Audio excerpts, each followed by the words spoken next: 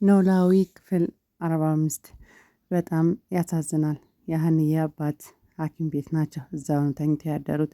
ሀንዬም እዛ አባቷ ጋር አንገቷን ድፍት አድርጋ አልጋ ላይ ተኝታ አደረች። ወንበር ላይ ቁጭ ብላ ጠዋት ተነሱና ሀንዬ ወይኔ ልጄ አንገትሽ ተጣሞ ተኛሻ? አይ አባዬ ደህና ነኝ አባዬ ምንም አታስብ አለች። ከዛ እስቲ አባዬ ስልክ የት ነው ያለው አለች። ከዛ ስልኳ እኔ ጋ ልጄ ብሎ ከተራሳቸው ስር ብቅ አድርገው ሰጣት። ስልኳን ስታይ ሰዓቱ እየነጋ ነው። በቃ አባዬ እኔ ወደ ስራ ልሂድ አለች። ከዛ አባቷ እንዴ ልጄ ገና መች ነግቶ ነው ወደ ስራ የምትሄጂው ልጄ አለ። ኧረ በጠዋት ልሂድ ሰሞኑን እኮ ስራም ገብቼ አላውቅም። ስራም ሴትዮዋን የሰሞኑን ላካከስ እስቲ ብላ ወደ ስራ ልትሄድ ስትል በቃ እስቲ እንደው አንገቴን አሞኛል እንዴ ተጣመሽ አድረሽ እኮ ነው ልጄ ብለው ተነጋገሩና እሷም ተነስታ ወደ ስራዋ ሄደች። የሰላምና የምናሴ አባት እየመጡ ነው። መንገድ ላይ ጠዋት ነው ገና አልነጋጋምና ሰፈሩ አዲስ አበባ በማብራት ሽብርቅ አድርጎ ሲያት ወይኔ ይቺ የአዲስ አበባ ነች በጣም ተቀይራለች እያለ ሹፌሩም ያመጣውን ራይድ እያወራ እስከ ቤት አደረሳቸው። እሷም በጠዋት እነ ሰላምዬ ቤት ደረሰች። ሰላምና ምናሴ ከቤት እየወጡ ነበር። እየተሳሳቁ እየወጡ ያለ ሀና ከቻለች። ሀኒዬ መጣሽ እንዴ አላት። አዎ መጣሁ በጠዋቱ አልተኛሽም እንዴ? አይ ሰሞኑን የቆየው ስለሆነ በጠዋት ልግባ ብዬ ነው። በቃ አብረን ወክ እንሂድ አለ። አይ እኔ አልሄድም ስራ አለብኝ። ምን ስራ ያለሽ አለች ሰላም። በጠዋት እኮ የሚሰራ ነገር የለም ስራ አይጠፋም ብላ እሷም ወደ ኪችኑ አገባች። እነሱም ወደ ውጫቸው ወጡ ስፖርት ሊሰሩ። ከዛ አቶ መስፍን መጡ። ቤቱን በሩን ከፈተችላቸው። እቅፍ አድርገው ሰላም አላት። ውስጣቸው ሳያቀቅንም ሰላም ሀና ልጃቸው መሆኗና ሰላም አለትና አልተነሱም እንዴ አንቺ ነሽ እንዴ ልጄ በስመ አብ ለረጅም 16 ዓመት ሳንገናኝ ብሎ እቅፍ አድርጎ ሳሟት። እሷም በደስታ ሳማት። ከዛ እርግብ በር ከፍታ አጮልቃ ያየቻቸው ነበርና ውስጣ በጣም ተበሳጨ። እሱም ልጇን ደጋግሞ አቅፎ ሰላም አላት። ሀና ወይዘሮ ሜላት ልጆቹም አልተነሱም እንዴ? አልተነሱም መሰለኝ ወይዘሮ ሜላት እስቲ ብላ በቃ እኔ ሻንጣውን ላስገባ ብላ ሻንጣውን ተቀበለቻቸው። እሱም ወደ ክላሱ ገባ። ወይዘሮ ሜላት ተነሳ ቁጭ ብላ ነበር አልጋ ላይ። እንዴት መጣክ? መጣዋ እንዴ ሳትነግረን ለምን አትናገርም? መናገር እኮ ነበር ብላ በጣም በቁጣ ተናገረች። ከዛ አንቺን ልረዳሽ እኮ በተፈጠረው ነገር እኮ አንዳንድ ነገር ላግዝሽ ብዬ ነው የመጣሁት እኮ ቢሆንም እኔ ማወቅ ነበረብኝ እና ሁሉ ነገር እኔ ማወቅ የለብኝም ማለች። አይ እኔ እኮ በቃ ምናሴ ሲነግረኝ ቶሎ መጣሁ ስለ ልጆቹ አንዳንድ ነገር ላስተካክል። እኔ ያውቃሉ ነገር እኮ እኔን ይመለከተኛል አንተ ምንም አያገባህም። በይ በቃ በዱላ ሳትመቺኝ ብሎ ተነስቶ ወደ ሳሎን ቤት ሄደ። ልብሱን ቀያይሮ ወደ ሳሎን ቤት ቁጭ ሲል እርግብ መጣች። ሰላም እንዴት ነሽ? አንቺ ወይ ሜላት ሰራተኛ መምረጥ ስትችል አላት። ሰራተኛ መሰለችውና ከዛ እንዴት ነሽ ደህና ነሽ ሰላም አላትና ከዛ እንዴት እኔ ተንተባተባ እኔት ማለት እኔ እኮ ብላ መናገር ፈለገች። አንቺ ነሽ አይደል ልጄ ደም የሰጠሽው አመሰግናለሁ ብሎ አመሰገኗት። እሷም ምንም ሳትናገር በቃ ዝም አለች። ነገሮቹን ያው አልገባትም፣ ግራ ገባት።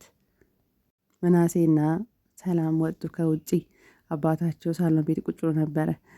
አባዬ እንዴት ነህ መጣህልን? አባታቸውን እቅፍ አድርገው ሰላም አሉ። ሁለቱም በደስታ አባታቸውን ሰላም ጠየቁ። ከዛ እስቲ ምግብ አልደረሰም እንዴ ሀና እንጥራት እስቲ።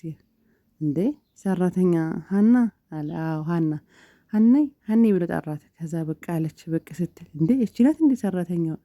እርግብን ሰራተኛ አድርገን እንዲያውም ብሎ ሰላምና ምናሴ ተያዩና ሳቁ።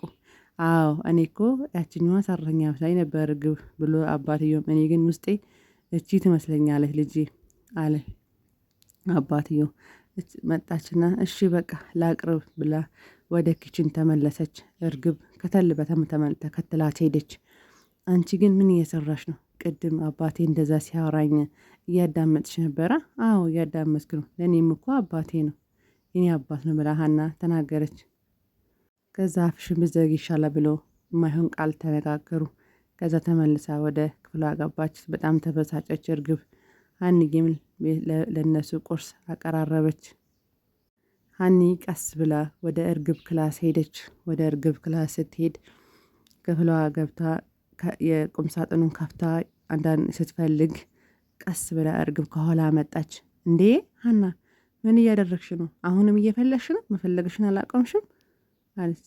ኮቴ የለሽም እንደ አንቺ ብላ ተናገረቻት። ይህን ነው የምፈልግ ብላ የልጅነት ፎቶዋን የሀናና መስቀሏን አታይገች። አዎ የራሴ ነው ይሄ የራሴ ነው አለች ሀና። ይሄ የራሴ ታሪክ ነው ይሄ የራሴ ነው አለቻት። አይ ይሄ የራሴ ነው አምጪ፣ ልብሽ ያውቀዋል ውሸት እንደምትናገሪ፣ አፍሽ ቢዋሽም ልብሽ ያውቀዋል አለቻት። ከዛ ካሁን በኋላ እንዳትናገሪኝ ብላ ዘላ አነቀቻት። ሀናም ደግሞ ዝም አላለቻትም። እጇን ወደዛ ወርውራ ከቁም ሳጥኑ ጋር አጋጨቻት። ሀና ጀግንነት በተግባር ነው እንጂ በወሬ በአፍ አይደለም ብላ ልክ ልኳን ነገረቻት ለእርግብ። እርግብ በጣም ተበሳጨች። ካሁን በኋላ አለቅሽም አጠገቤ እንዳደርሺ ብላ ከፍ ዝቅ አርጋትና ተናግራት ወጣች። በጣም ተናደች እርግብ። ቁጭ አለችና በቃ ነገሮቹ ግራ ገባት፣ ተዘበራረቁባት። ከዛ የምናሴ አባትና የሰላም አባት ቁጭ ሳሎን ቤት ሻንጣቸውን እያስተካከሉ እኔ ለባብሰው ሊወጡ ሲሉ መጣችና ወይዘሮ ሜላት ይህ ልትሄድ ነው? ምን እያደረግክ ነው? አብረን ውጭ እንድንወጣ ነው። እስቲ ለባብሽና ራቅ ብለን ወጣ ብለን እንዝናና። በዛው የምናወራ ነገር አንዳንድ ነገር አላል። እዚሁ አውራኝ። ስለምኑ ነው? ስለ ልጆቹ። ልጆቹ እኮ አይመለከትም። እኔ እኮ አውቃለሁ ለሁለቱ ልጆች እኔ ይመለከተኛል። አይ እኔ እኮ የምልሽ እኮ ስለ ምናሴ ስለ ሰላም ሳይሆን ስለ እነዚህ አዲሱ ልጆች ነው። አውቃለሁ በቃ ስለዚህ ዲኤንኤ ምርመራ ሊደረግ ነው። ዲኤንኤ ምርመራ ከተደረገ ነገሮቹ ይስተካከላሉ። ምንም ችግር የለውም። እንደዛ ከሆነ ጥሩ። እኔ ከቤት መውጣትም ስለማልፈልግ ብላ በቃ ውስጧ ብስጭጭት ወይዘሮ ሜላት በቃ ውስጧ እንደዛ ሀናን እንዳልወደደቻት ሀና እንደዛ እንዳላከበረቻት አሁን በሰማችሁ በመጥፎ ሴራና በእርግብና በባዩሽ ሴራ እንደዚህ ሀናን መጥላቷ ለእኔ በጣም ገርሞኛልና የሀና አባት ደግሞ ከአሲድ ጋር ሆስፒታል ውስጥ ራባቸው።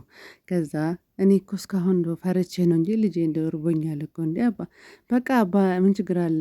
ሂጂ ከየት ታመጣለህ? ሂጄ ላምጣ በቃ ከየት ታመጣለህ ምግቡ? ቆይ እስቲ ወጣ ብዬ ሂጄ ላምጣ ብሎ ቀስ ብሎ ደወለ። ሀና ጋር ቢደውል ሀና አታነሳም። ደጋግሞ ሀኒ ጋር ደወለ። እሷም አታነሳም፣ ስራ ላይ ነች መሰለኝ። ከዛ ሰላም ጋር ደወለ። ሰላም እንዴት ነሽ ሰላምዬ? ደህና ነህ እንዴት ነህ ብላ በሰላም አለች። ከዛ ምንድነው ለምን ደወልክ? ናፍቀሽ ነው ብሎ ቀለደባት። ኧረ እባክህ ቀልድና ቁምና የደወልክበት ተናገር። ሰላም ሀኒ የለችም እንዴ? ሰላምዬ አለች፣ ስራ ላይ ሆነ ስልክ አታነሳም ማለት። ከዛ እሷም ስራን እየሰራች ነበር።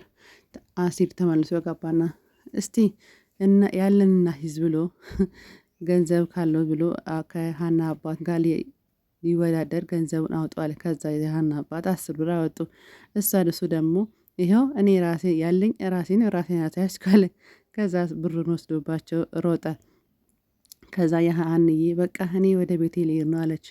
ከዛ የሰላም አባት እስቲ ቁጭ በይና አንድ እንነጋገር፣ ብዙም አላቆየሽም ልጄ ያላት። ከዛ እርግብ በጣም ተበሳጨች፣ መጥፎ ቃል መናገር ጀመረች። በቃ ምርመራውን እናደርጋለን ግን እኛ ምንም ነገር መዋሸት አያስፈልግም። እኔ እኮ ገንዘብ ፈልጌ አይደለም። ገንዘብ ከሆነ ወይዘሮ ሜላት ለእኔ አባቴ በቂ የሆነ የሕክምና ብር ሰጥታኛለች። አባቴም እየታከመ ነው። እኔ ገንዘብ አልፈልግም፣ እውነት ብቻ ነው ብላ ተናገረች። እርግብ በጣም ተበሳጨች። የማይሆን ነገር መናገር ጀመረች። ሲያንቺ ዝም በይ አሏት። ከዛ እኔ ሆነም ቀረ የምፈልገው እውነታውን ነው እንጂ ገንዘብ አይደለም ሀብትም አይደለም ብላ ተናገረች። እሺ በቃ እረዳሻለሁ ብሎ በትህትና አናገራት። አቶ መስፍንም ሀና ልጃቸው እንደሆነች ልባቸው ነግሯቸዋል መሰለኝ። በጣም በትህትናና በፍቅር በክብር እያወራት ነው። እርግብ ግን ምን ይዋጣት? አሁን በጣም እየተጨነቀች ነው። ውጤቱ እስኪመጣ ድረስ በቃ እሷ ውጤቱን ያለውን ነገር አክስቷም አልደወለችም። ውስጧ በጣም ተጨናነቀ። ከዛ ሀንዬ በሉ በቃ ደህና አደሩ ብላ ወደ አባቷ ጋር ሄደች። ከዛ አባቷ ጋር ስትደርስ አባቷ ጋር ስትደርስ በሉ በቃ ብላ ሁሉም ሰላም ብላ ወጣ። አባቷ ጋር ገባች። ከዛ አባቷ ከአሲር ጋር እየተላፉ ነበር። እንዴ እናንተ ውጪም ቤትም ትላፋላችሁ እንዲ አለች። ከዛ ሀይ ብሬን እኮ ወሰደ፣ 10 ብሬን እኮ ወሰደ ልጅ ይሄ ብሎ በጣም እየተናደዱ